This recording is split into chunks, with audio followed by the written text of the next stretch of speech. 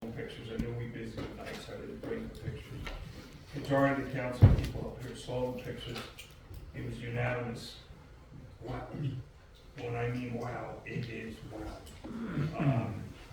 And you know, I did extensive research both at Jack's Beach as well as St. Augustine, government officials, architects, people who raise funds, so on and so forth.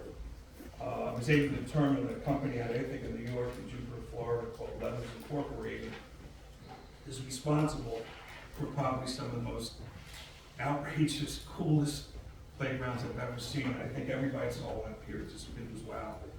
Citizens I've sent it to, I've heard as a wow. They just can't believe it. There's nothing like this in this area. You have to see it to believe it. And in St. Augustine, which is nice about it, St. Augustine is a very, very busy town, extremely busy.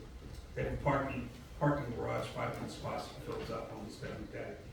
And they put their 22,000 square foot playground right there, heavily used, both by tourists, a lot of tourists make that a part of the vacation because it was located at the parking garage for a very strategic reason, because whoever's doing the shopping, they go shop and the other one has the kids playground. And you know, I've been talking about, you know, where the volleyball is, and it is so perfect for it because we have a state-of-the-art bathroom.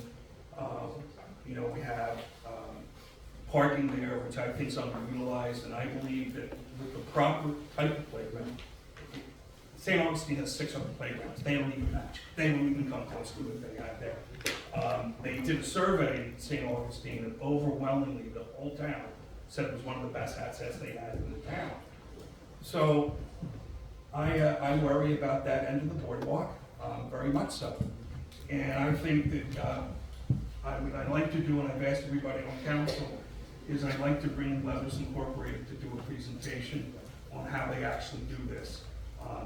In many cases, they're volunteer groups, and I've told them that we have unbelievable volunteers in Ocean City, like crazy amount of volunteers.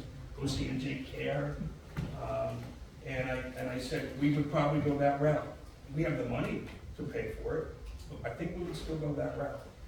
And I believe that Leathers would come in for anywhere from 15 minutes to a half hour on a Zoom call and basically show you what they've done. 3,800 playgrounds throughout the United States with over 3 million volunteers.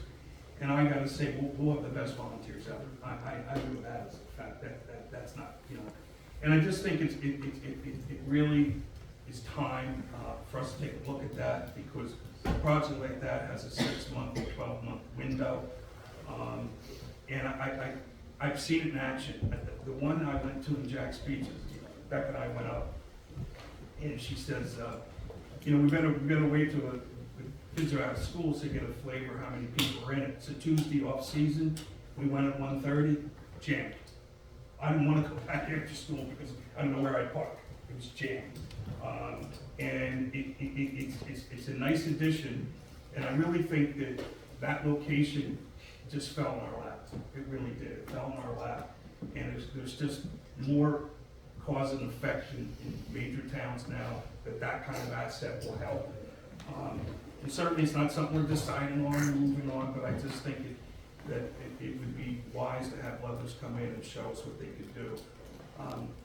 The one at St. Augustine is 22,000 square foot. Can you believe that? 22,000 square foot, built by volunteers. So again, I just, as long as the council's okay with it so far, what I talked to is, I'll go ahead and schedule that with the vice president, the president, in the future council meetings if there's no major objection on that. That's what I have so far.